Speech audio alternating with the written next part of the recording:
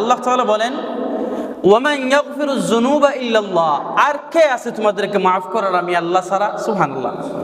আল্লাহ তাআলা বলতেছেন তোমাদের আর কে আছে?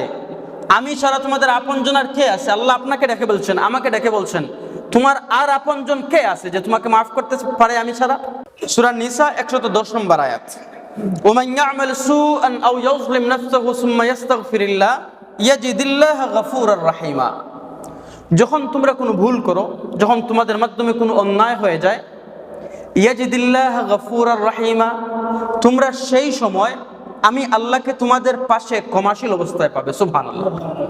ভুল হয়ে গেছে, অন্যায় হয়ে গেছে, রাস্তা দিয়ে হাঁটছেন, একটা গুনাহ করে ফেলেছেন, সেই সময়ে তৎক্ষণাৎ আল্লাহ তাআলার কাছে মাফ চান। আপনার মাধ্যমে একটা অন্যায় হয়ে গেছে, নামাজ ছুটে গেছে, নামাজ কাজা হয়ে গেছে, আপনার মুখ থেকে একটা মিথ্যা কথা বের হয়ে গেছে, কারো গীবত করে ফেলেছেন, কোনো খারাপ কাজ, কোনো অশ্লীল দৃশ্যের দিকে চোখ পড়ে গেছে, তৎক্ষণাৎ পড়েন আস্তাগফিরুল্লাহ।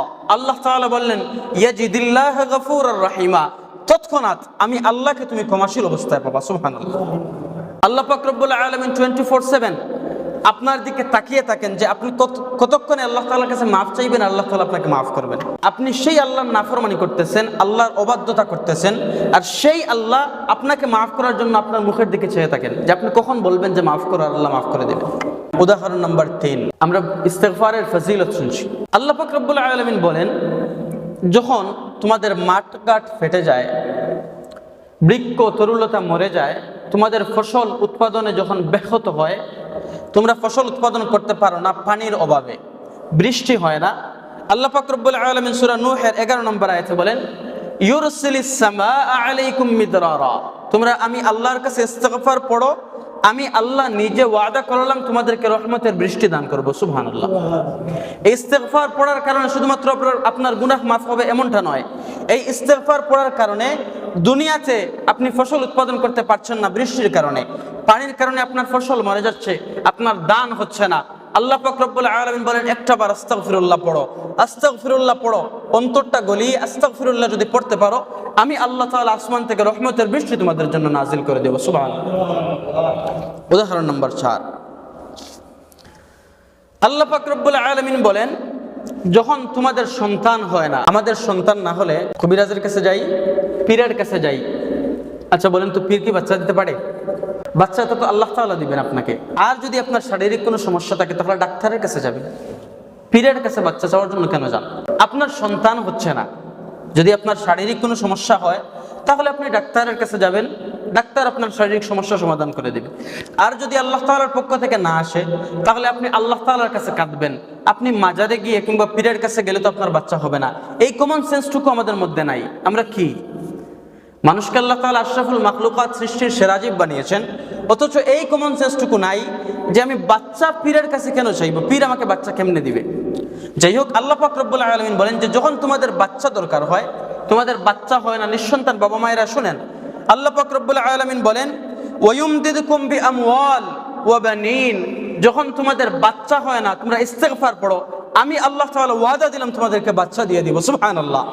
আপনার শুধুমাত্র আপনার গুনাহ মাফ হবে ইস্তিগফারে এরকমটা নয়, আপনি নিঃসন্তান, আপনার সন্তান হচ্ছে না, আল্লাহ তাআলা বলেন একটাবার মন গলিয়ে ইস্তিগফার পড়ো, ইস্তিগফারের আমল করতে থাকো, স্বামী এবং স্ত্রী মিলে ইস্তিগফার পড়তে থাকো, আমি আল্লাহ তাআলা তোমাদেরকে বাচ্চা দিয়ে দিব। সুবহানাল্লাহ। কত মহান আমাদের আল্লাহ। ছোট্ট একটা শব্দ আস্তাগফিরুল্লাহ, ছোট্ট একটা শব্দ, তবে এই শব্দটার অনেক ওজন, অনেক দাম, অনেক মর্যাদা। আল্লাহ পাক রব্বুল আলামিন বললেন ওয়া বানিনা ওয়ায়ুমদিদকুম বিআমওয়ালিন ওয়া বানিনা, যদি তোমাদের সম্পদের প্রয়োজন হয়, দারিদ্রতায় দিন কাটাচ্ছ, তোমার যদি দারিদ্রতা দেখা দেয়, তুমি যদি ধনী হতে চাও, ইস্তিগফার পড়ো, আমি আল্লাহ পাক রব্বুল আলামিন তোমাকে সম্পদ দিয়ে দিব। সুবহানাল্লাহ। ইস্তিগফারের কারণে গুনাহ মাফ হবে, ইস্তিগফারের কারণে আসমান থেকে রহমতের বৃষ্টি পাবেন, ইস্তিগফারের কারণে আল্লাহ পাক রব্বুল আলামিন আপনাকে সন্তান দিবেন, ইস্তিগফারের কারণে আল্লাহ পাক রব্বুল আলামিন আপনাকে সম্পদ দিবেন। ছোট্ট একটা শব্দ আস্তাগফিরুল্লাহ। উদাহরণ নম্বর 5, সূরা নমল আয়াত নম্বর 46, আল্লাহ পাক রব্বুল আলামিন বলেন লাউলা ইস্তাগফিরুনাল্লাহ লাআল্লাকুম তুরহামুন, তোমরা যদি আমি আল্লাহর কাছে ইস্তিগফার পড়ো, লাআল্লাকুম তুরহামুন, আমি আল্লাহর উপর ওয়াজিব হয়ে যায় তোমাদের জন্য রহমত নাজিল করা। সুবহানাল্লাহ। তোমরা যদি আমার উপর ইস্তিগফার পড়ো, আমি আল্লাহর উপর নিজের উপর একটা ওয়াজিব হয়ে যায় যে তোমাদের উপর আমি রহমত নাজিল করতে থাকবো। সুবহানাল্লাহ। আপনার জীবনের প্রতিটা পদক্ষেপে যদি আপনি রহমত চান, আল্লাহর রহমতের ছায়ার নিচে যদি আপনি বাঁচতে চান, আপনার প্রত্যেকটা সময় প্রত্যেকটা ক্ষণ যদি আপনি আল্লাহর রহমতের ছায়ার নিচে বাঁচতে চান, তাহলে ইস্তিগফারকে আপনার গলার মালা বানিয়ে ফেলেন। এই ইস্তিগফারকে যদি আপনি আপনার গলার মালা বানিয়ে ফেলতে পারেন, তাহলে আপনার প্রত্যেকটা ক্ষেত্রে, প্রত্যেকটা সময়ে, প্রত্যেকটা ক্ষণে, প্রত্যেকটা পদে, প্রত্যেকটা পদক্ষেপে আল্লাহ পাক রব্বুল আলামিন আপনাকে তার রহমতের চাদরের মধ্যে ছায়া দিবেন। সুবহানাল্লাহ। এই ইস্তিগফারের আমল আমাদেরকে করতে হবে। উদাহরণ নম্বর 6, সূরা আনফাল আয়াত নম্বর 33, আল্লাহ তাআলা বলেন, ওয়ামা কানা আল্লাহু মুআযযিবাহুম ওয়া হুম ইস্তাগফিরুন। যখন আপনার উপর কোনো গজব আসে, যখন আপনার উপর কোনো আযাব আসে, আপনি যদি ইস্তিগফারকে আপনার সাথী বানিয়ে ফেলতে পারেন, এই ইস্তিগফারের সংস্পর্শে যদি আপনি চলে আসতে পারেন, যেই অনাগত গজবটা আপনার উপর আসতে চাচ্ছিল, যেই গজবটা আপনার উপর অবধারিত ছিল, সেই গজবটা আল্লাহ তাআলা আপনার উপর থেকে সরিয়ে দেন। সুবহানাল্লাহ। সেই গজবটা আপনার উপর আর আসে না। আল্লাহ তাআলা সেই গজবটা আপনার উপর থেকে সরিয়ে ফেলেন। কারণ কি? কারণ হচ্ছে মাত্র একটা, আপনি আস্তাগফিরুল্লাহ, আস্তাগফিরুল্লাহ ইস্তিগফারের আমলটা করেন। উদাহরণ নাম্বার 7, শরীরের মধ্যে আমাদের শক্তি খুব কম। হযরত হুদ আলাইহিস সালামের উম্মতরা ছিল আদ জাতি। তাফসীরের বহু কিতাবের মধ্যে বর্ণিত হয়েছে যে আদ জাতির মানুষরা খুব শক্তিশালী মানুষ ছিল, সাধারণ শক্তিশালী মানুষ নয়। তাফসীরের কিতাবে এসেছে যে তাদের সবচেয়ে খাটো যেই মানুষটা ছিল, সবচেয়ে ছোট খাটো যেই মানুষটা ছিল, সেই মানুষটার উচ্চতা ছিল 100 হাত। চিন্তা করতে পারেন, আপনি যদি তার মুখের দিকে তাকাতে চান, তাহলে অন্তত আপনাকে 6 তলা 7 তলা উপরে উঠতে হবে, তারপরে তার মুখ আপনি দেখতে পারবেন। না হলে আপনি এইভাবে যদি তাকান, তাহলে তার মুখ দেখতে পারবেন না। তো সেই মানুষগুলা খুব বেশি শক্তিশালী মানুষ ছিল। এখন তো বিভিন্ন অত্যাধুনিক মেশিন বের হয়েছে, সেই সময় তো এরকম মেশিন ছিল না। এই আদ জাতির মানুষগুলো এত বেশি শক্তিশালী ছিল যে তারা পাথরের পাহাড় কেটে, নিজের হাতে পাথরের পাহাড় কেটে সেই জায়গার মধ্যে বিভিন্ন নকশি করতে পারতো, সেই জায়গার মধ্যে বিভিন্ন বড় বড় প্রাসাদ বানাতে পারতো। তখন চিন্তা করেন তাদের কতটুকু শক্তি ছিল। সেই মানুষগুলোকে হযরত হুদ আলাইহিস সালাম বললেন, ওয়াস্তাগফিরুনাল্লাহ, তোমরা আল্লাহর উপর ইস্তিগফার পড়ো, তোমরা বারবার ইস্তিগফার পড়ো, ইস্তিগফারের আমল করো। ওয়ায়াজিদকুম কুওয়াতান ইলা কুওয়াতিকুম, আল্লাহ তাআলা তোমাদের এই যে শক্তি, তার চাইতে আরো দ্বিগুণ অনেক গুণ শক্তি তোমাদেরকে বাড়িয়ে দিবেন। এখন আপনার শরীরের মধ্যে শক্তি পান না। আমাদের অনেকেরই বয়স খুব বেশি হয় নাই, বয়স 20-30 বছর বয়স হয়েছে, 35-40 বছর বয়স হয়েছে, কিন্তু কোমরের মধ্যে ধরে গেছে, নামাজে দাঁড়াতে পারেন না, শরীরের মধ্যে শক্তি পান না, কোনো কাজ করতে পারেন না। আপনি ইস্তিগফারের আমল করেন। আল্লাহ তাআলা বলতেছেন, ওয়ায়াজিদকুম কুওয়াতান ইলা কুওয়াতিকুম, তোমরা ইস্তিগফারের উপর আমল করো, আমি আল্লাহ তাআলা তোমাদেরকে কথা দিলাম, তোমাদের শারীরিক সকল শক্তি আমি আল্লাহ তাআলা দান করে দেব। সুবহানাল্লাহ। উদাহরণ নাম্বার 8, এই পয়েন্টটা একটু খেয়াল করে শুনেন।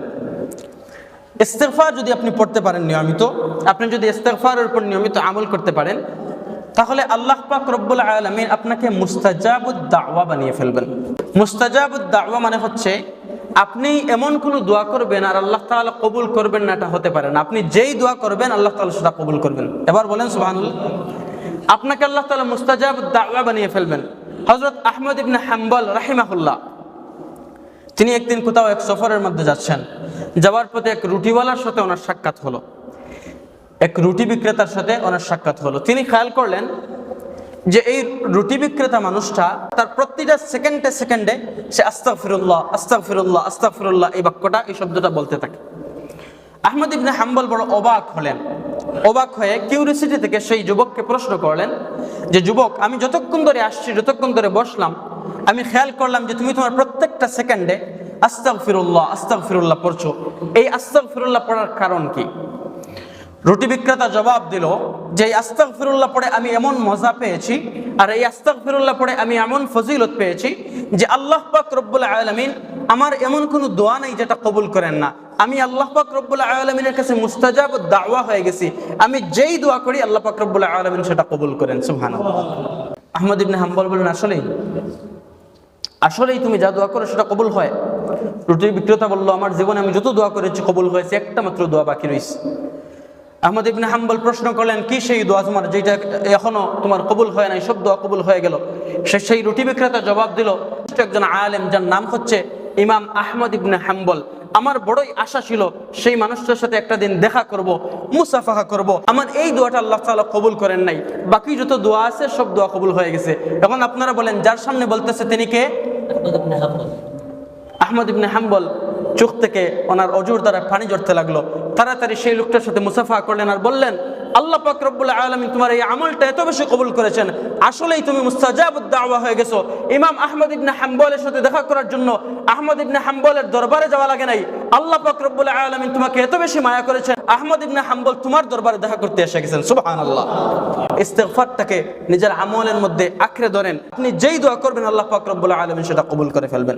নবী করিম সাল্লাল্লাহু আলাইহি ওয়াসাল্লাম যখন নামাজের সালাম ফিরাতেন, নবীজি নামাজের সালাম ফিরানোর পরে বাম দিকে সালাম ফিরানো শেষ হওয়ার পরে পড়তেন আল্লাহু আকবার, তারপরে পড়তেন আস্তাগফিরুল্লাহ আস্তাগফিরুল্লাহ আস্তাগফিরুল্লাহ, তিনবার আস্তাগফিরুল্লাহ পড়তেন।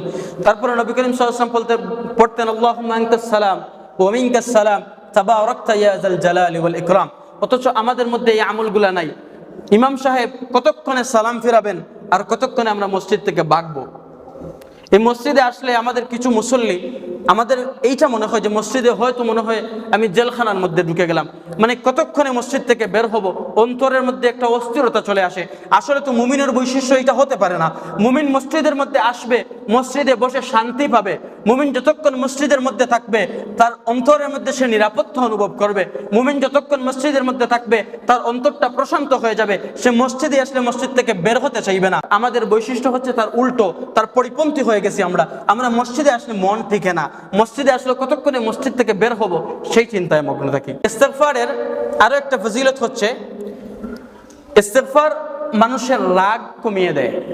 আপনি যদি ইস্তিগফারের আমল সবসময় করতে পারেন তাহলে আপনার রাগ কমে যায়, আপনি মানুষের প্রতি ভালো ব্যবহার করতে পারবেন। নবী করিম সাল্লাল্লাহু আলাইহি ওয়াসাল্লামের এক সাহাবী হযরত হুযায়ফা রাদিয়াল্লাহু তাআলা আনহু একদিন নবী করিম সাল্লাল্লাহু আলাইহি ওয়াসাল্লামকে এসে বললেন যে ইয়া রাসূলুল্লাহ, আমি আমার স্ত্রীর সাথে আমার সন্তানদের সাথে অনেক সময় খারাপ ব্যবহার করে ফেলি, আমার অনেক রাগ হয়, আমার রাগ খুব বেশি হয়, আমি অনেক সময় আমার সন্তানদের সাথে আমার স্ত্রীর সাথে খারাপ ব্যবহার করে ফেলি। নবী করিম সাল্লাল্লাহু আলাইহি ওয়াসাল্লাম বললেন যে তুমি প্রতিদিন 70 বার করে ইস্তিগফার পড়বে। নবী করিম সাল্লাল্লাহু আলাইহি ওয়াসাল্লামের এই উপদেশ মানার পরে কিছুদিন পরে হযরত হুযায়ফা রাদিয়াল্লাহু তাআলা আনহু এসে বলেন যে ইয়া রাসূলুল্লাহ, আমি প্রতিদিন 70 বার করে আপনার এই আমলের উপর, আপনার এই কথার উপর আমল করার পর থেকে এখন থেকে আমার আর কোনো রাগ হয় না, বরং সন্তান এবং স্ত্রীর সাথে আমার ভালোবাসার একটা সম্পর্ক তৈরি হয়ে গেছে। সুবহানাল্লাহ। তার মানে এই ইস্তিগফার পড়ার কারণে আপনার পরকালে লাভ এমনটা নয়, এই ইস্তিগফার পড়ার কারণে দুনিয়ার জমিনে আপনার অনেক লাভ আছে। আল্লাহ পাক রব্বুল আলামিন যেন আমাদের প্রত্যেককে ইস্তিগফারের সাথে সবসময় থাকার তৌফিক দান করেন। সবাই বলে আমিন। শেষ একটা হাদিস শুনিয়ে দেই। নবী করিম সাল্লাল্লাহু আলাইহি ওয়াসাল্লাম বলেন, বুখারী শরীফের হাদিস, যে যেই মানুষটা সব সময় তাওবা ইস্তিগফারের মধ্যে থাকে, সব সময় আস্তাগফিরুল্লাহ আস্তাগফিরুল্লাহ পড়তে থাকে, তার এই যে ডান কাঁধের যে ফেরেশতা আছেন সেই ফেরেশতা এটা লিপিবদ্ধ করতে থাকেন এবং কিয়ামতের দিন শুধুমাত্র এই আস্তাগফিরুল্লাহ বেশি থাকার কারণে সেই মানুষটাকে আল্লাহ তাআলা নাজাত দিয়ে জান্নাতের মধ্যে ঢুকিয়ে দিবেন। সুবহানাল্লাহ। সব সময় ইস্তিগফারের আমল করবেন। আল্লাহ তাআলা যেন তৌফিক দান করেন। সবাই বলে আমিন।